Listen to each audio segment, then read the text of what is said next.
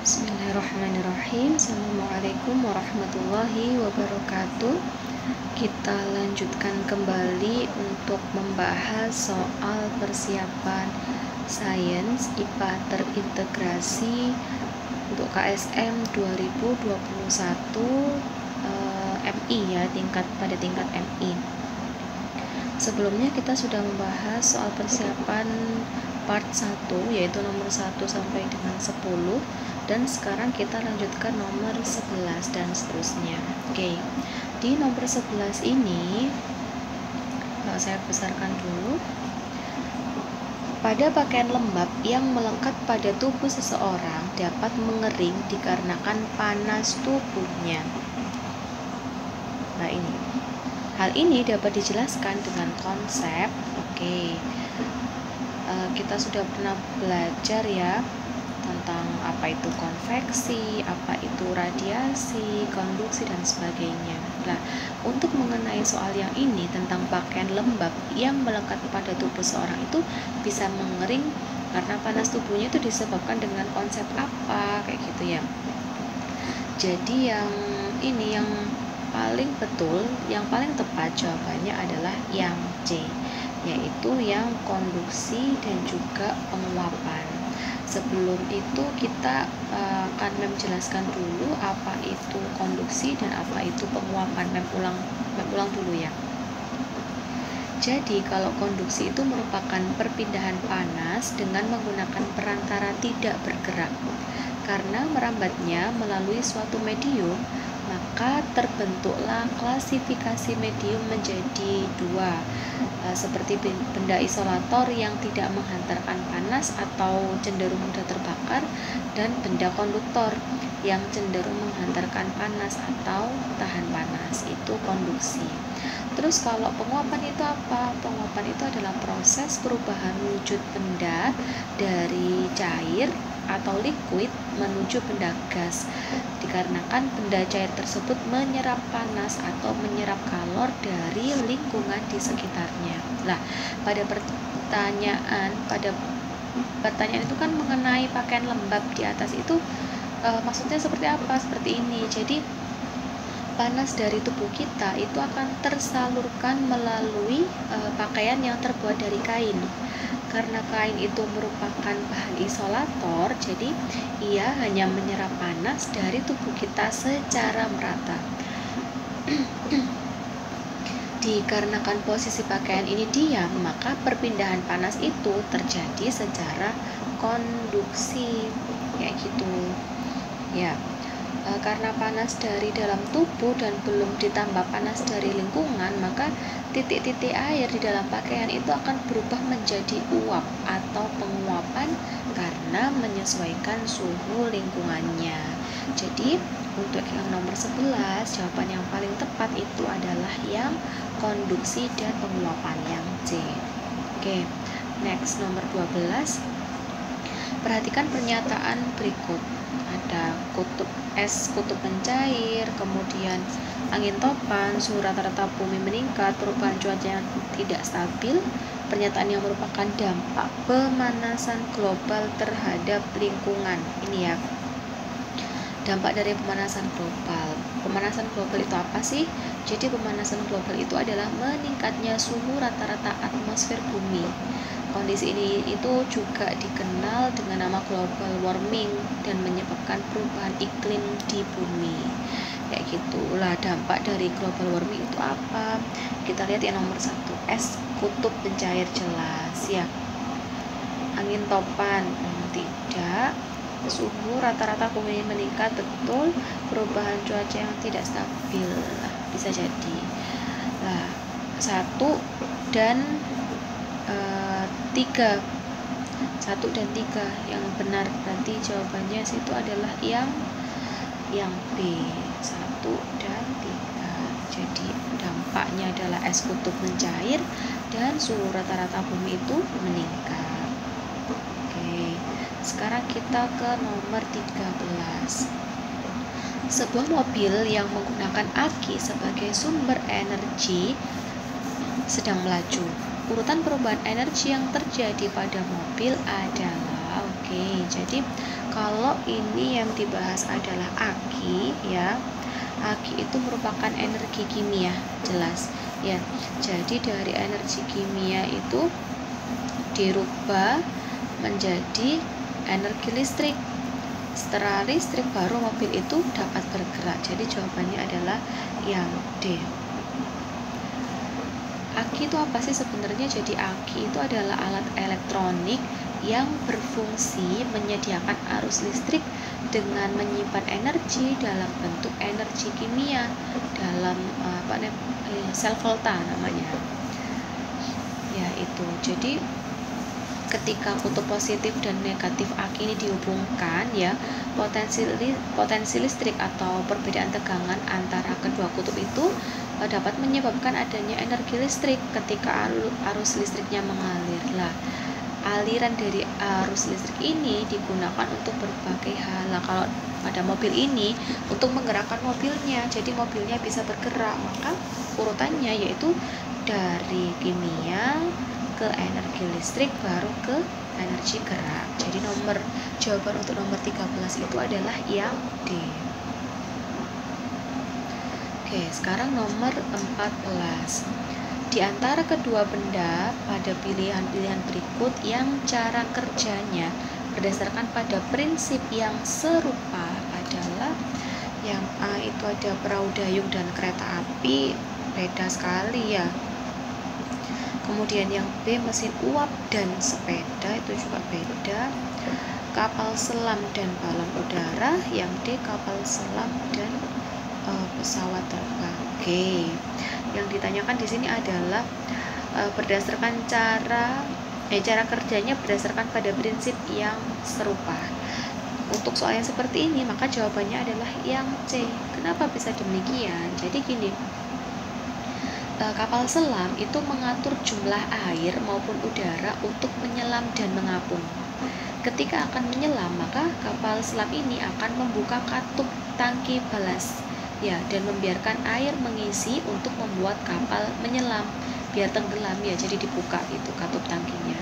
Jika akan mengapung, maka air akan dikeluarkan dan tangki tersebut akan dipompa dengan udara. Sementara kalau balon udara itu mengapung di udara dengan mengurung udara di dalam balon, kemudian memanaskannya. Dengan memanaskan udara, ini membuat udara di dalam balon lebih ringan daripada udara lain di sekitarnya. Jadi sebenarnya kedua benda ini sama-sama menerapkan konsep tekanan ya. Jadi yang cara kerjanya itu berdasarkan pada prinsip yang serupa itu adalah yang kapal selam dan balon udara. Oke. Nomor 15. Habib dan Arif memutuskan untuk memulai kebiasaan membaca 4 surah Al-Quran setiap harinya. Ya. Kemudian Habib memulai dari surah Al-Fatihah. Ini Habib memulai dari surah Al-Fatihah, sedangkan Arif memulai dari arah sebaliknya, dari bawah ke atas. Jika surat yang pertama kali dibaca bersamaan pada hari yang sama adalah surat Al-Ghafir, tentukan pada surat apa Arif memulai bacaannya. Yang ditanya adalah Arif ya. Jadi gini, Al-Ghafir ini nama lainnya itu adalah surah Al-Mu'min ya, surah Al-Mu'min. Ini merupakan surah ke-40. Itu adalah Al-Ghafir, surah Al-Mu'min. Mereka bersama-sama itu membaca surat Al-Ghafir.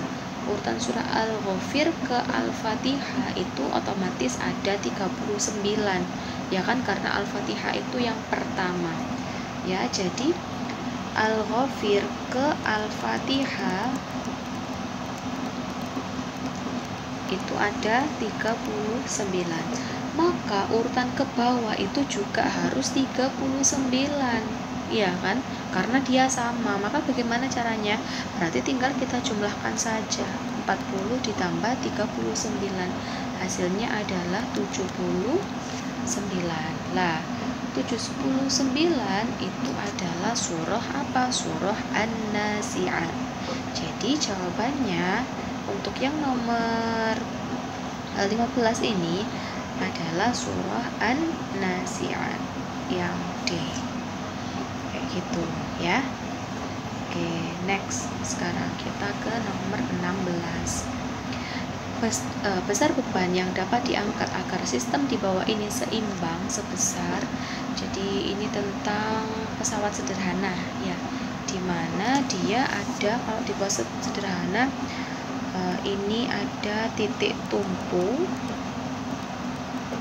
kemudian di sini ada kuasa, dan di sini ada beban. Oke, bebannya tidak diketahui, berarti itu yang dicari. Kemudian dari titik tumpu ke titik beban ini ada namanya lengan beban. Mem tulis LB. LB itu adalah lengan beban. Dia nilainya adalah 0,6 meter. Kemudian di sini kuasa. Kuasa ya boleh disingkat K. Di situ ada F gaya ya. Jadi kuasanya diketahui, nilainya adalah 20 Newton. Lah dari tumpu ke kuasa ini ada lengan kuasa LK ya. LK itu adalah lengan kuasa, di mana dia memiliki nilai yaitu 1,2 meter. Oke, jadi untuk tuas jenis ini ya, pesawat sederhana jenis ini itu punya formula. Rumusnya adalah beban dikalikan dengan lengan beban itu sama nilainya dengan kuasa. F aja jangan kayak. Jadi kuasa dikalikan dengan lengan kuasa. Oke, bebannya tadi nggak diketahui, jadi tetap kita tulis W. Lengan bebannya ada 0,6, kuasanya 20 Newton, lengan kuasanya 1,2. Oke, kita kalikan dulu, 20 dikalikan dengan 1,2, hasilnya adalah 24 ya. Ini tetap berarti W dikali 0,6. Berarti W itu berapa? W itu berarti sama dengan 24, karena 0,6 nya pindah ruas, jadi dia juga pindah simbol. Ini dikali berarti nanti dia berubah jadi dibagi. 24 dibagi dengan 0,6, hasilnya adalah 40 Newton ya. Jadi jawabannya untuk nomor 16 itu adalah yang C. Oke. Sekarang kita lanjut ke nomor 17. Dua buah hambatan listrik dirangkai secara seri. Dua buah hambatan listrik yang lain dirangkai secara paralel. Bila dibandingkan hambatan total susunan rangkaian paralel akan titik-titik dibandingkan rangkaian seri. Oke, jadi gini, hambatan yang perlu diingat ya, ini punya formula. Kalau hambatan itu kan simbolnya R, hambatan seri itu formulanya adalah hambatan 1 ditambah dengan hambatan 2 ditambah dengan seterusnya plus Rn. Jadi ini dijumlah terus, itu kalau dia rangkaiannya seri. Sementara kalau rangkaiannya itu adalah paralel, itu merupakan sepernya ya. 1 per R sama dengan 1 per R1, 1 plus 1 per R2 sampai 1 per Rn. Oke.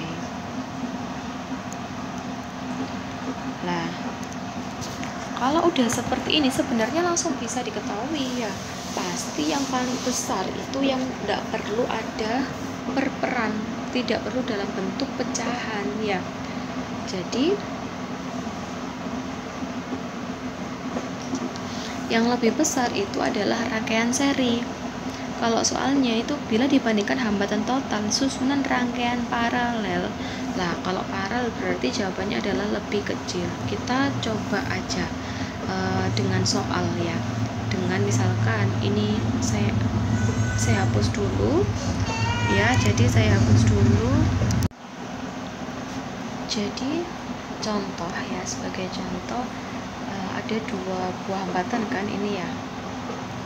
Kita anggap R1 nilainya 2, kemudian R2 nilainya juga 2 ohm, resistor 1 2 ohm, resistor 2 2 ohm. Resistor itu hambatan. Oke, jika dia dirangkai secara seri, maka hambatan totalnya adalah R1 ditambah dengan R2, berarti 2 ditambah 2 hasilnya adalah 4. Ini. Sementara jika dia dirangkai secara paralel, hambatan totalnya adalah 1/R1 ditambah 1/R2. Berarti setengah ditambah dengan setengah. Hasilnya adalah 1. Ya. Atau gini aja, ini 2, ini 2/2 ohm sama dengan 1 ya, ini sama dengan 1.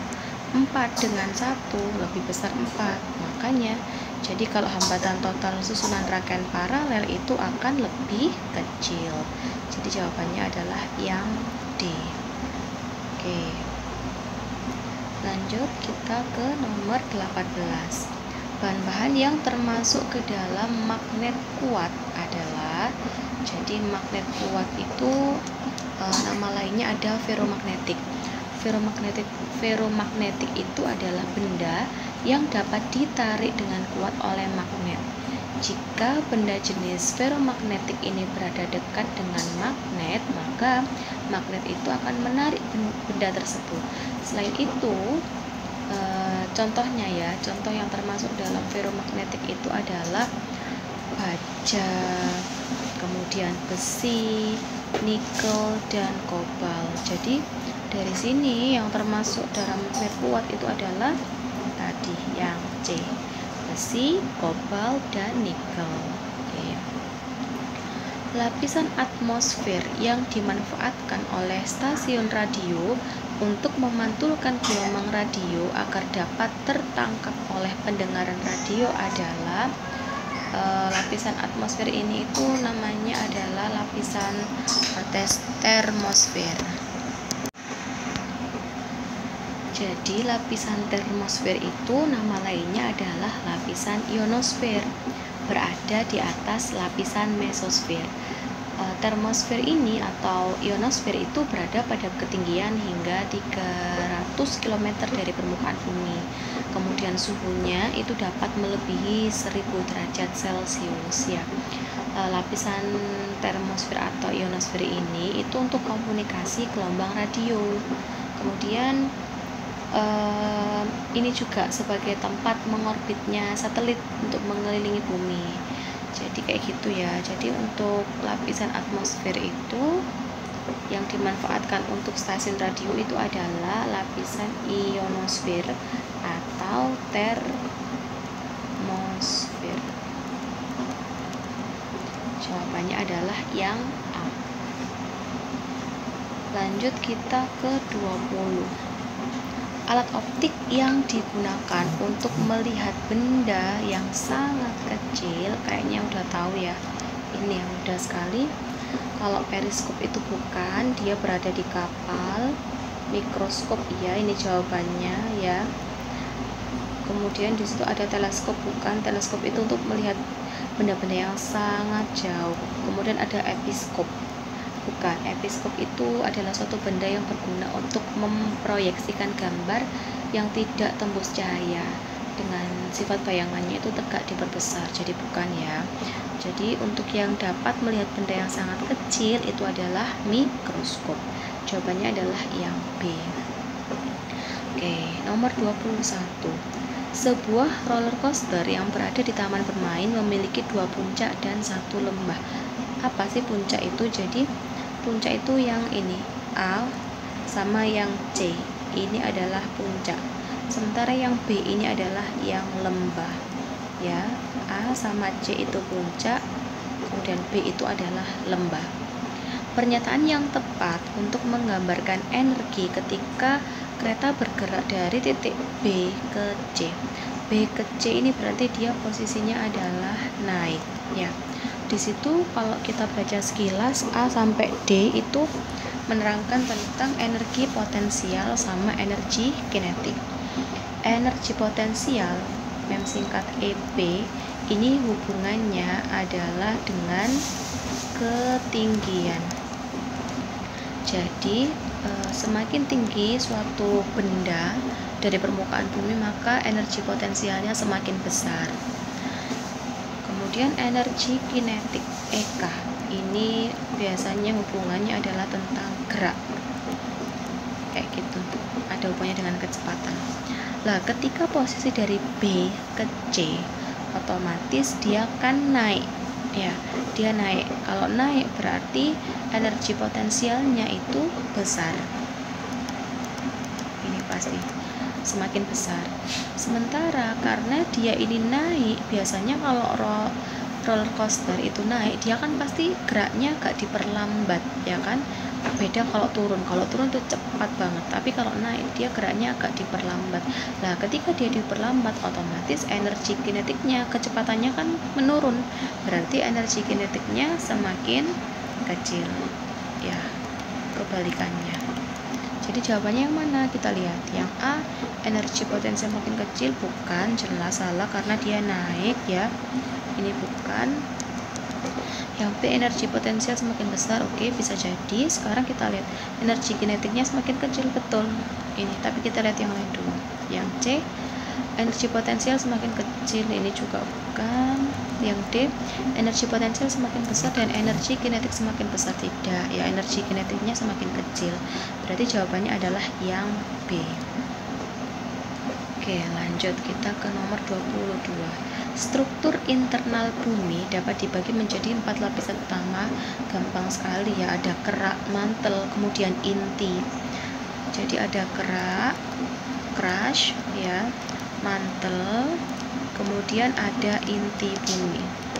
Lah, di inti bumi ini dibagi dua, ada inti dalam dan ada inti luar. Jadi jawabannya adalah yang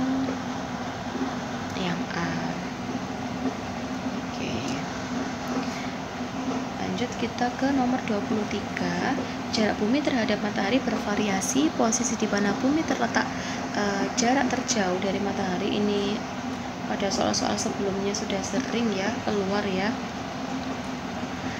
Jarak terjauh dari matahari. Jarak terjauh dari matahari itu namanya adalah aphelion.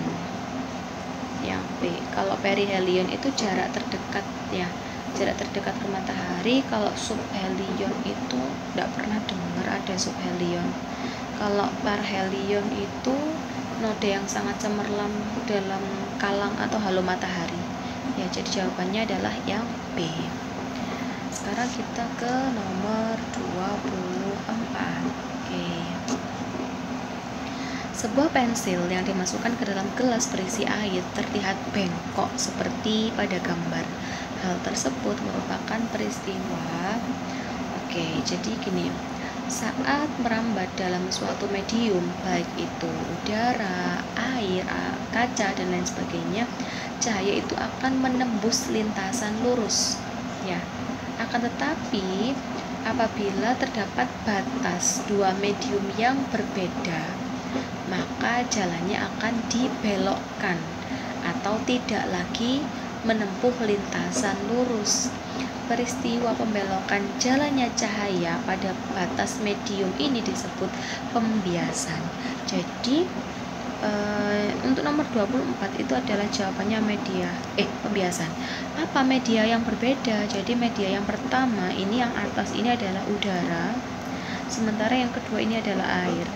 Nah, ketika dia masuk ke situ, pensil yang dicelupkan sebagian dalam air itu akan terlihat patah atau bengkok karena jalannya cahaya dari bagian pensil yang berada di atas permukaan air dan dari bagian yang tercelup dalam air itu menempuh lintasan yang tidak sama.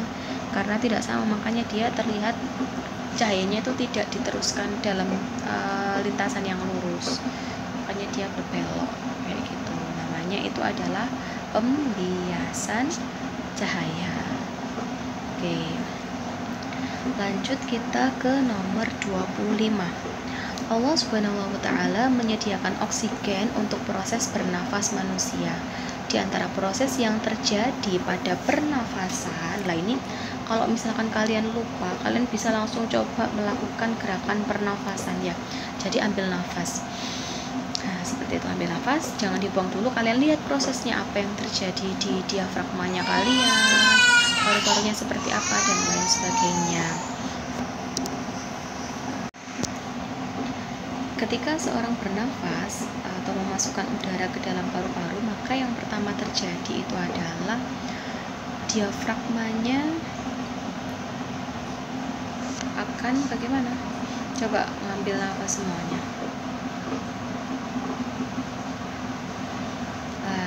Jadi mengerut ya kan ya, jadi diafragmanya itu akan mengerut, ini yang pertama.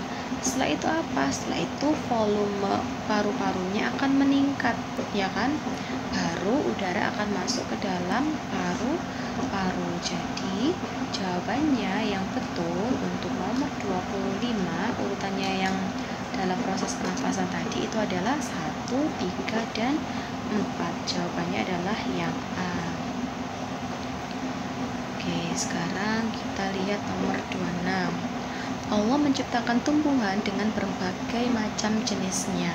Di antara organ yang dimiliki tumbuhan, di antaranya bunga yang bentuk dan jenisnya bermacam-macam yang memiliki peran dalam penyerbukan. Di bawah ini merupakan beberapa jenis bunga yang Allah ciptakan di alam semesta yang penyerbukannya terjadi dengan perantara serangga. Berikut yang bukan ciri dari bunga yang penyerbukannya oleh serangga adalah ketika penyerbukannya itu dengan perantara serangga, maka pasti bunganya itu mahkotanya pasti besar ya. Ketika dia besar dan warnanya mencolok, fungsi dari warna mencolok ini apa? Untuk menarik perhatian dari serangga itu. Dan yang jelas dia pasti ada nektar atau madunya. Maka yang bukan ciri dari bunga yang penyerbukannya serangga adalah serbuk sari tidak lengket. Jawabannya adalah yang D. Nomor 27. Subhanallah, betapa indah ciptaan Allah yang ada di alam ini. Coba amatilah gambar burung berikut. Berdasarkan bentuk paruhnya, maka burung tersebut secara berurutan termasuk yang pertama, ini yang kedua. Yang kedua adalah burung hantu. Burung hantu ini jelas dia pemakan, biasanya suka makan tikus kan ya, maka dia termasuk dalam karnivora. Kita lihat di antara A, B, C, D, yang karnivora kedua adalah yang C. Ini berarti jelas jawabannya dia adalah yang C. Kalau misalkan ini untuk kalian yang nggak tahu, yang pertama, burung yang pertama itu termasuk ke dalam apa, tapi jelas sebenarnya kalau dilihat dari bentuk paruhnya ini, dia termasuk herbivora ya, dia termasuk herbivora, bukan pemakan bangkai, bukan juga omnivora atau karnivora. Maka jawaban untuk nomor 27 itu adalah yang C. Yang pertama adalah herbivora dan yang kedua adalah karnivora. Oke, sekarang kita ke nomor 28.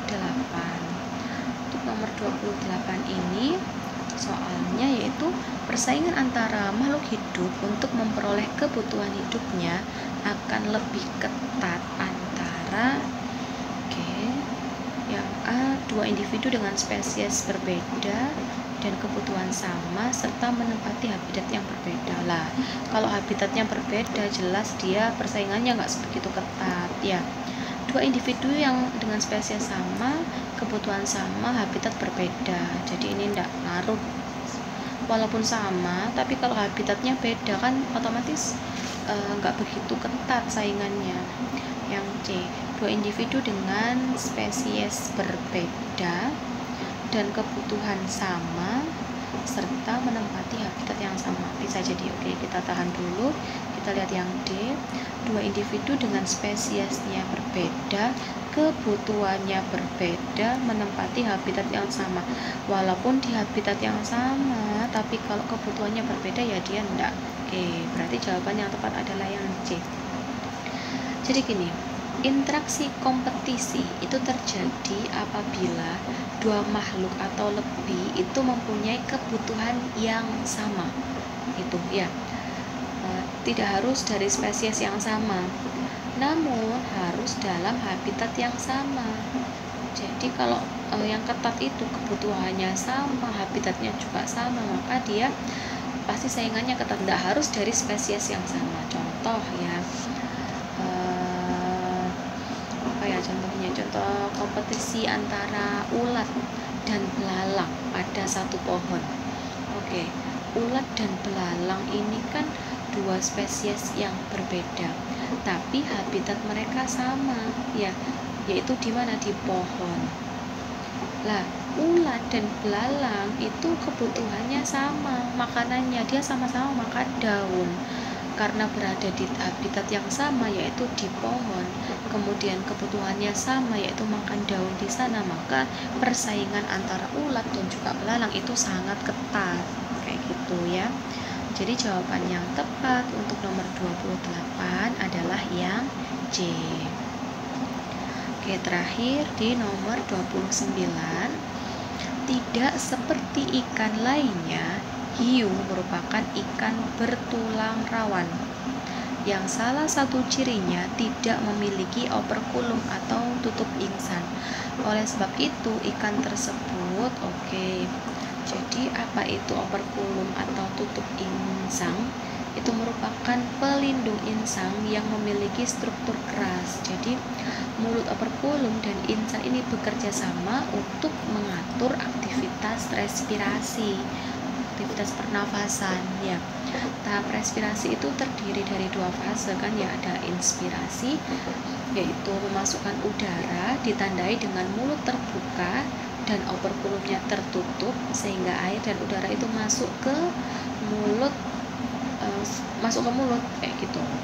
Kalau yang satunya yaitu ekspirasi, yaitu mengeluarkan udara ditandai dengan mulut tertutup dan operkulumnya terbuka sehingga air dan udara dalam mulut ini akan dialirkan keluar lewat insang. Jadi salah satu ciri tidak memiliki operkulum atau tutup insang, sebab itu ikan tersebut itu harus selalu membuka mulutnya.